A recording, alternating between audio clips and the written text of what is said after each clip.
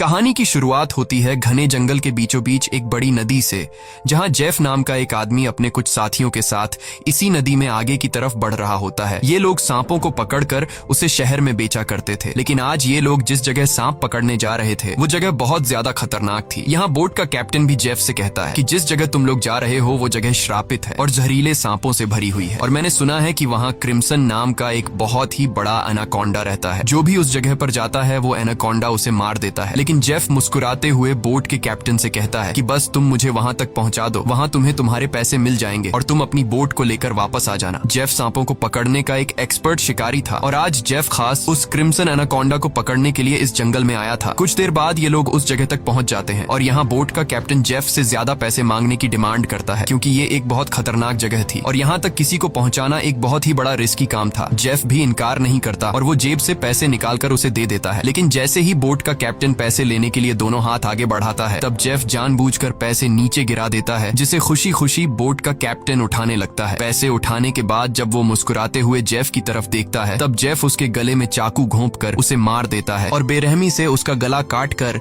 नदी के पानी में उसका सिर फेंक देता है। ये सब कुछ नदी के किनारे खड़े जेफ के साथी भी देख रहे थे। जेफ को ऐसा करते देखकर वो दोनों बहुत ज्यादा डर जाते हैं। इसके बाद जेफ अपने दो साथियों के पास आता है और उनसे कहता है कि अगर तुम दोनों ने भी मुझे धोखा देने की कोशिश की तो तुम्हारा भी यही हाल होगा। इसके बाद ये तीनों जंगल में आगे बढ़ते हुए एक जगह पर पहुंचते हैं, जहां उन्हें सांपों की एक बड़ी मूर्ति दिखाई देती है और ये देखते हुए जेफ कहता है तो आखिर क्रिम्सन एनाकोंडा की कहानी सच थी। दूसरी तरफ जेफ के साथियों को बहुत सारे सांप मिल जाते हैं, जिन्हें देखकर वो भी बहुत ज्यादा खुश हो जाते हैं। इसके बाद ये दोनों जल्दी से सभी सांपों को पकड़कर बैग में बंद करने लगते हैं, जबकि जेफ इन छोटे सांपों पर ध्यान नहीं देता और वो इस जंगल के सबसे बड़े सांप, जिसका नाम क्रिम्सन एनाकोंडा है, उसे ढूंढने लगता है। अब इन दो साथियों ने जो सांप कपड़ों के बैग में भर दिए थे, उन सांपों को अकेले एक साथी बोट तक लेकर आता है। वो देखता है कि जेफ ने जिस आदमी का गला काटकर पानी में फेंक दिया था, उसकी सर कटी लाश कुछ दूरी पर पानी में खड़ी है। ये देखकर उसे अपनी आंखों पर यकीन नहीं आया। तभी वो लाश अचानक पानी में डूब गई और तैरते हुए एक बड़ी सी चीज तेजी से उसकी तरफ बढ़ने लगी। वो आदमी डर के मारे तेजी से जंगल की तरफ भागने लगता है, लेकिन तभी बिजली की रफ्तार से एक बहुत ही बड़ा एनाकोंडा उसे जकड़ लेता है। वो एनाकोंडा उस आदमी की बॉडी पर लिपटकर